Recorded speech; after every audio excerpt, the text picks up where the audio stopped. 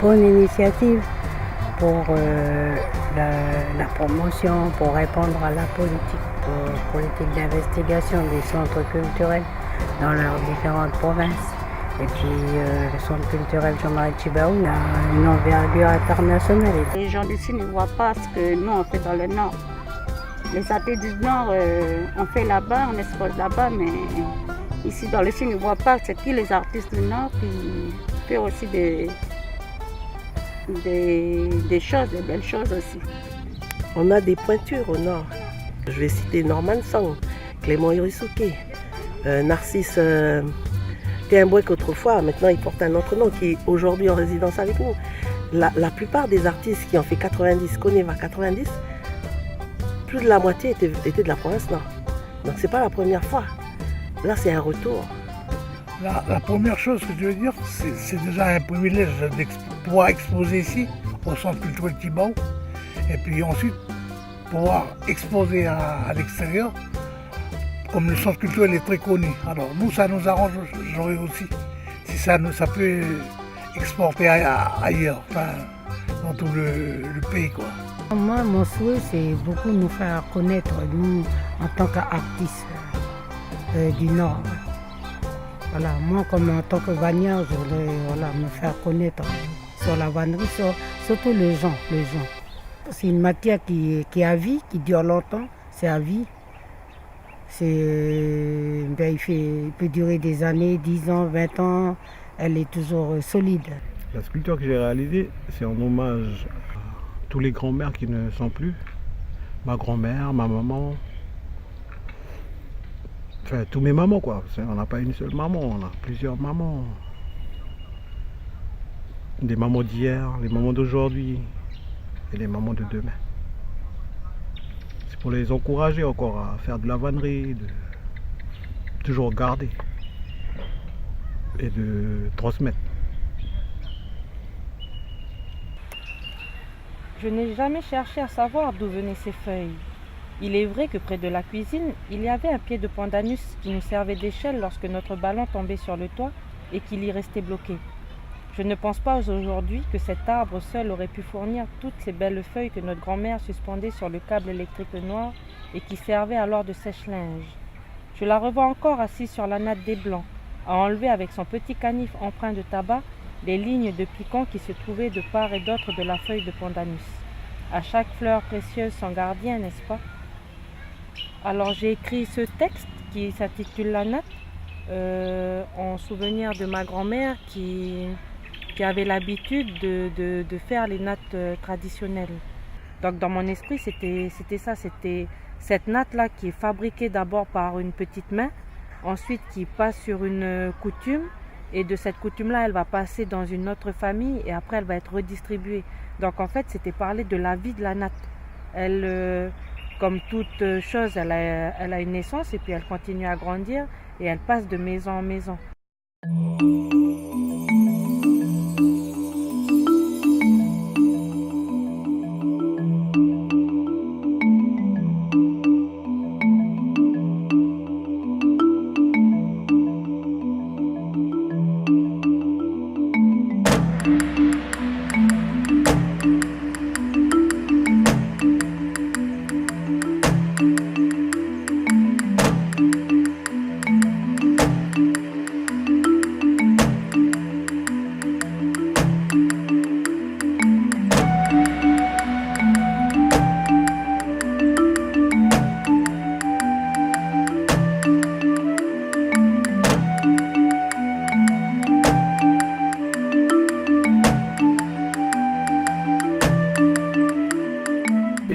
Je commençais en tressant les feuilles de coco.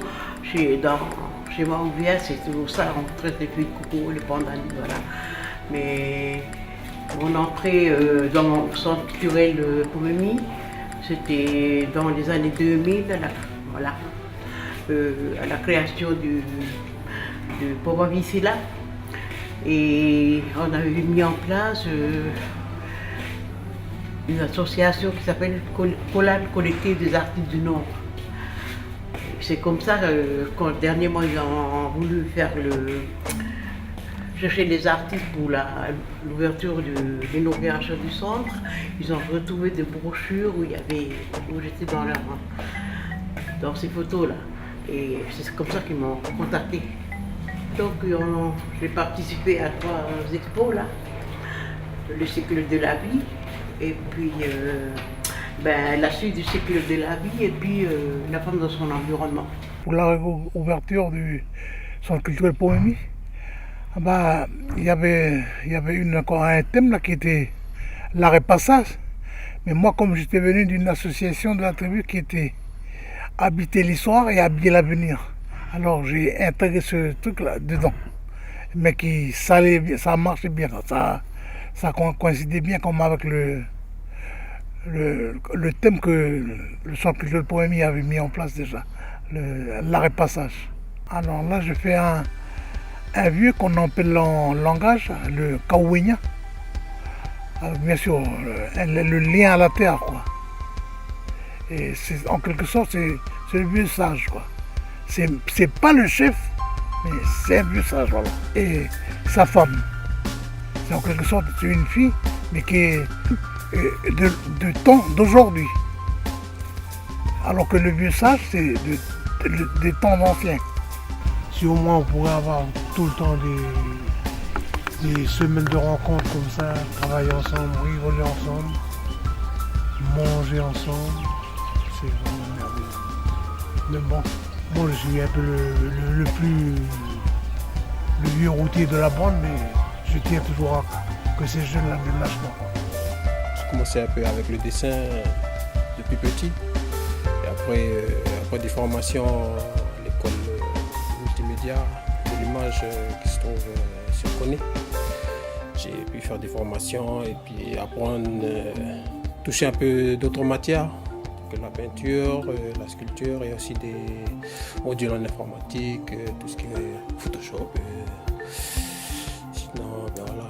Aujourd'hui, j'ai laissé un peu le crayon. J'ai essayé un peu de rentrer dans la peinture pour essayer de percevoir un peu comment aussi les couleurs et voir quelles couleurs vont ensemble pour pour la résidence, j'ai fait 2 tableaux. Là, ça parle un peu du cosmos, quoi, tel que moi je perçois. C'est en fait c'est l'histoire un peu de monde, quoi. Le monde, comme on dit, le monde réel et le monde que l'on ne voit pas, le monde invisible. La barbe du vieux, je le représentais un peu comme la rivière, voilà. Comme ça. Une rivière de l'eau, quoi. Et la tête du vieux, le sagaï, quoi, c'est...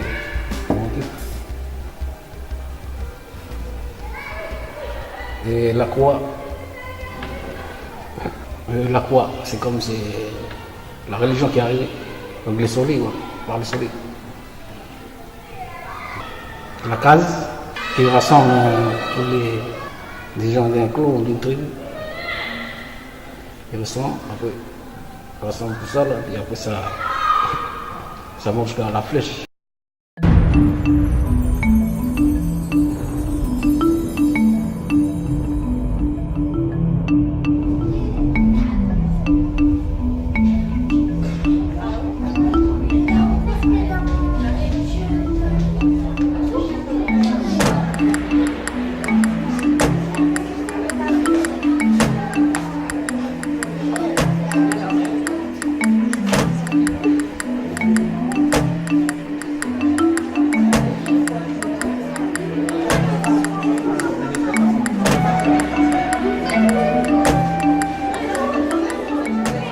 Merci beaucoup aussi au centre culturel Pomémie parce que à Pueblo on n'a pas de centre culturel, mais c'est eux qui mettent toujours en valeur nos artistes, les artistes de Pueblo, parce que c'est une commune qui est riche, on va dire.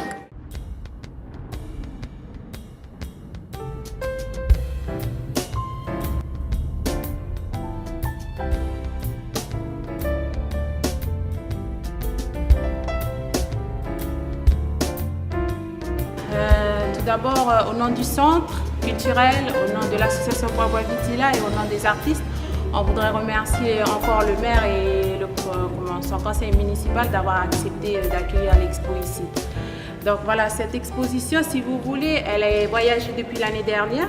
C'est-à-dire que d'abord, il était au centre culturel Pomemi pendant 4 mois. Et ensuite, à la fin de l'année dernière, il est parti du côté de Pueblo. Et là, cette année, il vient accoster ici à Calagomène. Donc le thème de cette expo, c'est cycle. Donc elle parle un peu du cycle de la vie, c'est-à-dire de la naissance jusqu'à la mort et à la renaissance. Donc à travers cette expo, vous verrez qu'il y a différentes disciplines qui interviennent. Donc vous aurez la peinture, vous aurez la sculpture, la vannerie, et puis vous aurez aussi l'audiovisuel et puis l'écriture.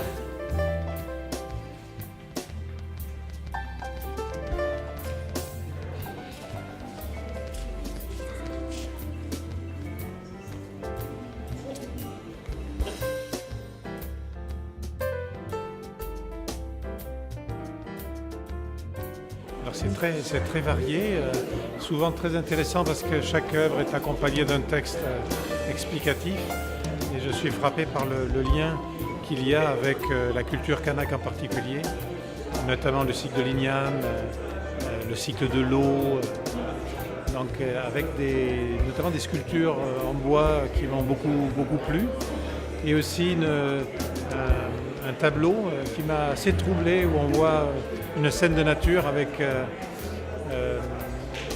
comme un ancêtre qui apparaît dans la scène nature, avec quelque chose qui m'a effectivement fait penser à souvent ce que j'entends dans les échanges dans les coutumes notamment, avec les coutumiers, notamment la présence des anciens dans les pierres, dans les arbres, etc. Voilà. Donc oui, quelque chose qui est très en lien avec, je pense, l'identité et la culture du monde kanak.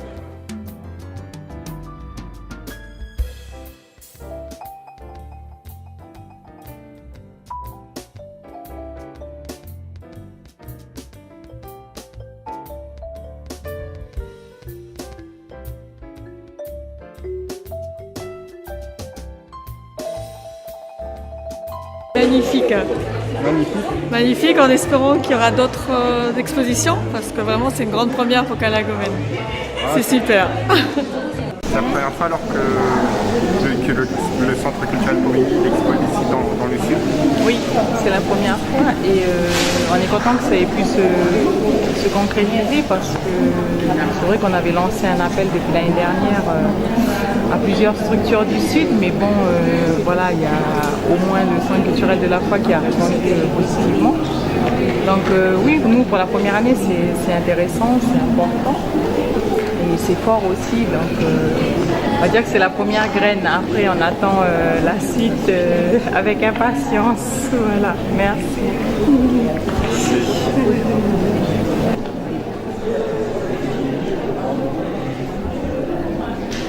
Donc cette gourde vous inspire? En fait, elle est très épurée en fait, et puis juste le petit bouchon, il est très travaillé, et j'adore, j'adhère. Tout est beau. Ils ont bien géré les artistes, ouais. Ah ouais, non, ouais, super, magnifique. Tous les objets, ils sont à part entière, quoi.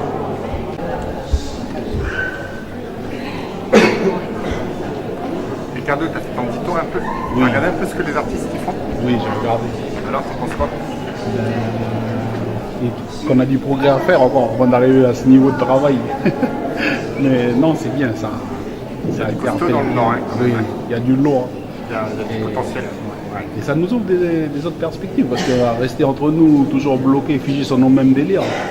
Ben, on n'évolue pas. Tandis que là, voilà, on voit des travail, par exemple, je suis en train de regarder le travail sur la pierre Zarmon. Ben, on voit que c'est recherché, il y a des nouvelles formes. moi ça m'inspire parce que comme je touche à la corne de cerf, voilà, ça fait qu'il faut arrêter d'être limité. Il faut enlever les barrières et puis aller un peu plus loin. Non, sinon c'est bien. Le travail de la vannerie aussi, il a impressionné beaucoup les grands-mères qui sont là. Ils m'en ont parlé. Et ils sont impressionnés. Mais je trouve que c'est ça qu'il fallait ici. Il faut des échanges comme ça.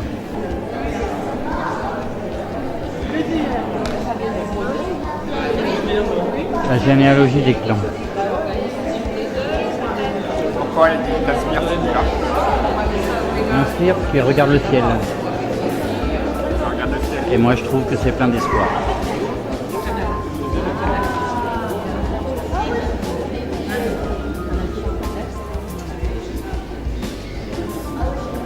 En plus il est posé sur un totem. Et ce totem, j'adore la façon dont il est fait. Voilà, les bambous j'aime bien aussi. Par rapport au volume, par rapport au lien entre le bambou et la terre. C'est pas de la terre naturelle parce qu'elle a été travaillée par l'artiste comme le bambou. C'est un bambou qui raconte une histoire aussi, même si c'est qu'une résidence, c'est une belle histoire.